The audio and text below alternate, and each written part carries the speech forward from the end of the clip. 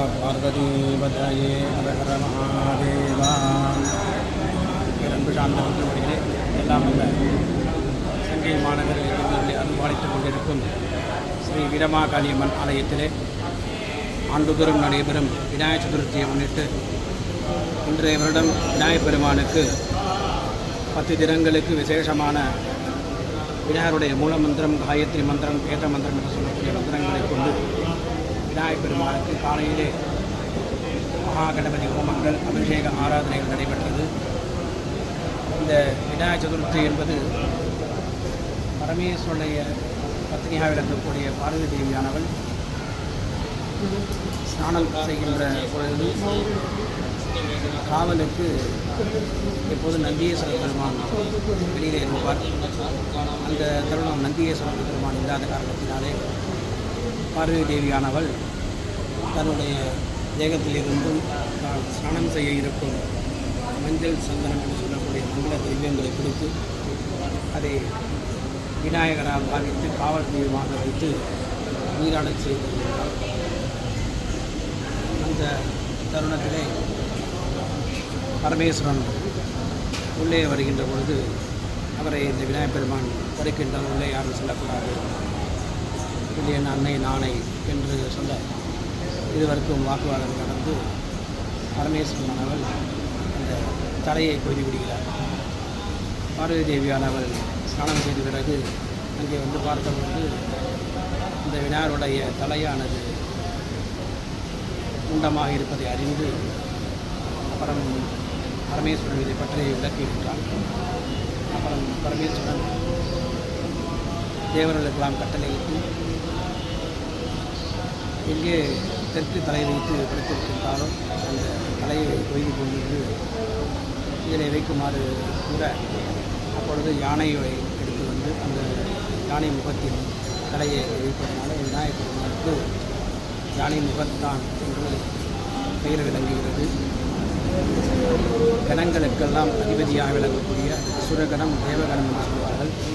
கணங்களுக்கெல்லாம் அதிபதியாக விளங்கக்கூடியனாலே கணபதி என்ற பெயரும், விக்னங்கள் எந்த ஒரு காரியங்கள் துவங்கினாலும் இடையூறு இல்லாமல் இருக்க வேண்டும் என்பதற்காக விநாயகப் பெருமானை வழிபடுவது நம்முடைய மரபாகும். அவ்வழியிலே பிள்ளையார் சுழி என்று சொல்லக்கூடிய அந்த பிள்ளையார் சுழியை கொண்டு நாம் எந்த ஒரு காரியங்களும் துவங்குகின்றோம். அதுபோன்று விநாயகப் பெருமான் பரமேஸ்வரனுக்கு வைத்திர நிறை கணிகின்ற திருப்புகளே முப்புறம் எரி செய்த அச்சிவன் நுழைததம் அச்சது பொடி செய்த அதிதீரா என்ற வாக்கின்படி பரமேஸ்வரன் திரிபுர சம்ஹாரம் செய்கின்ற பொழுது, ரதத்திலே ஏறுகின்ற பொழுது அச்சாணி முறிந்து விடுகிறது. நம்முடைய ஆலயத்தில் பார்த்தீங்கன்னா கூட அந்த சிற்பம் சிலையை இங்கே வைத்திருப்பார்கள். அந்த ரதத்திலே உள்ள வீடானது கீழே இருந்து, அதே போன்று பரமேஸ்வரன் தன்னுடைய புதல்வனை மனதில் நினைக்காமல் நான் ரதத்தில் ஏறிவிட்டோம் என்று விநாயகரை வணங்கி அந்த ரதத்தில் ஏறி திரிபுர சம்ஹாரம் என்று சொல்லக்கூடிய சம்ஹார நிகழ்வை நிகழ்த்தினார். ஆகவே முழு முதற் கடவுளாக விளங்கக்கூடிய விநாயகப் பெருமானை நாம் வழிபட்டு அனைத்து தடைகள் எல்லாம் நீங்கி வாழ்விலே வெற்றி கிடைக்க வேண்டும் என்று இந்த விநாயகர் சதுர்த்தி நன்னாளிலே விநாயகப் பெருமானை வேண்டி வணங்கிக் கொள்கிறோம். அதேபோன்று விநாயகப் பெருமானுக்கு பிரீதிகரமான மோதகம் என்று சொல்லக்கூடிய கொழுக்கட்டை என்று சொல்வார்கள். அந்த கொழுக்கட்டை வைத்து நைவேத்தியம் செய்து அர்ச்சனையானது நம்முடைய ஆலயத்தில் நடைபெற்று வருகிறது. அனைவரும் இந்த மோதக அர்ச்சனையில் பங்கேற்று விநாயகப் பெருமானின் அருட்பிரசாதத்தை உண்டு கழிக்க வேண்டும். இந்த அருட்பிரசாதம் என்று சொல்லக்கூடிய கொழுக்கட்டை விநாயகப் பெருமான் அதை உண்டு மன சந்தோஷத்திலே குதிக்கின்ற ஒரு நிகழ்வு தான் கணபதி தாளம், கணபதி கௌத்தம் என்று சொல்வார்கள். அந்த நிகழ்விலே விநாயகப் பெருமான் அந்த தொந்தி சரிய என்று சொல்லக்கூடிய அந்த தொந்தியின் தொப்பையமாக விளங்கக்கூடிய விநாயகப் பெருமான் நந்தனம் ஆடும் நிகழ்வு இந்த கணபதி தாளத்திலே கௌத்தமாக பாடியிருக்கின்றார்கள். அதே போன்று இந்த விநாயகர் சதுர்த்தியில் அனைவரும் தங்களுடைய இல்லங்களை களிமண் விநாயகர் மற்றும் மஞ்சப்பொடியை பிடித்த விநாயகர், மாட்டு சாணம் என்று சொல்லக்கூடிய பசும் சாணி பிடித்து விநாயகரை வழிபாடு செய்து தங்கள் இல்லங்களே பெற்ற வெத்தலைப்பாக்கு, வாழைப்பழம், தேங்காய் போன்ற உபகரணங்கள் மற்றும் கொழுக்கட்டை என்று சொல்லக்கூடிய மோதகத்தை நைவேத்தியம் செய்து விநாயகப் பெருமானின் அருளை பெறுமாறு ஆலய நிர்வாகத்தின் சார்பாக கேட்டுக்கொள்கின்றோம். நம்முடைய ஆலயத்திலே தினந்தோறும் பூஜைகள் நடக்கின்றது. இந்த பூஜையிலே பிருத்வி, அப்பு, தேஜஸ், வாயு, ஆகாசம் என்று சொல்லுவார்கள்.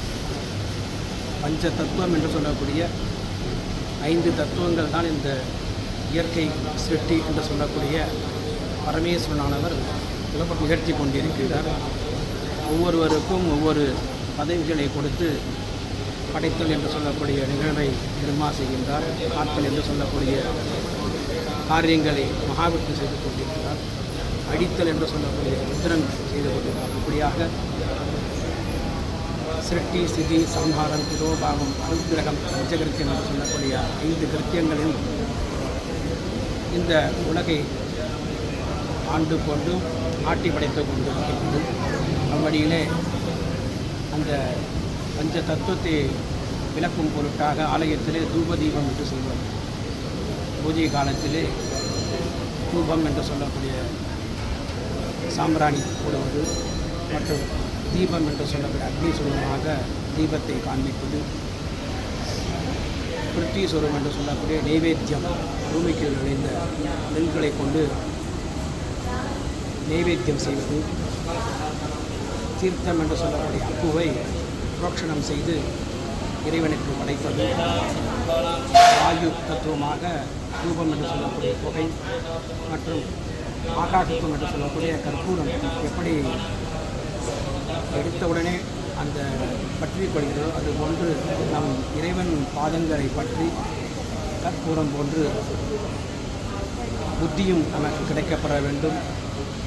அந்த பூஜையின் முடிவிலே நம்முடைய மனமானது எப்படி கற்பூரம் கரைந்து அந்த இடம் தெரியாமல் மறைகின்றதோ அதுபோன்று நம்முடைய எண்ணங்களிலே தீய எண்ணங்கள் எல்லாம் மறைந்து நல்ல எண்ணங்களை இறைவனிடம் செலுத்தி மனதாலே பிரார்த்தனை செய்து இறைவன் அனுக்கிரகத்தை பெற வேண்டும்.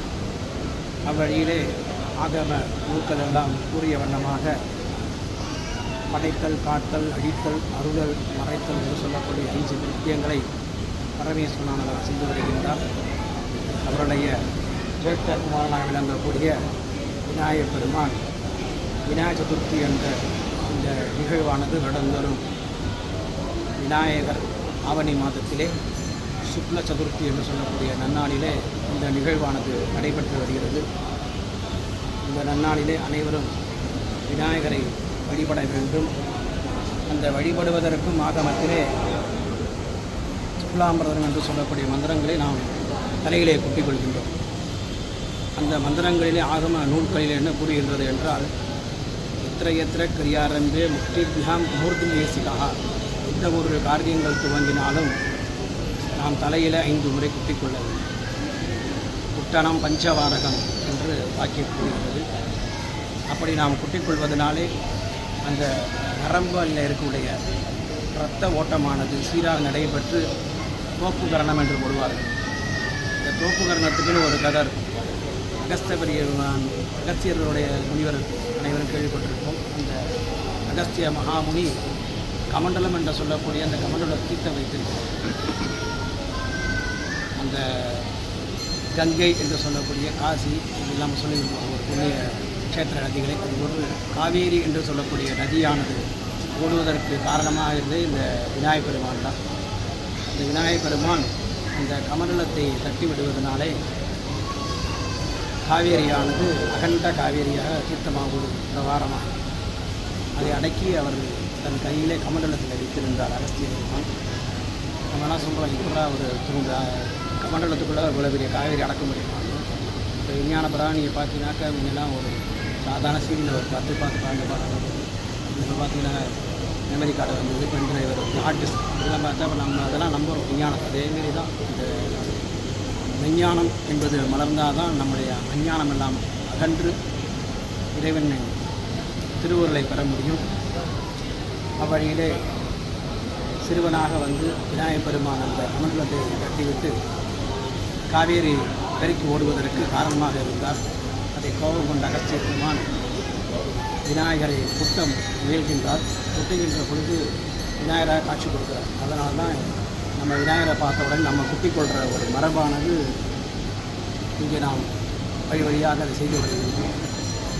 அந்த குட்டணம் பஞ்சவாரகம் என்று சொல்லக்கூடிய 5 முறை கரையிலே விட்டுக்கொண்டு அமிர்தம் சுஷும்னாயம் சரிதான் விவசாகரம். அமிர்தமானது தலையிலிருந்து உச்சந்தலையிலிருந்து உள்ளங்கால் வரை என்று சொல்வார்.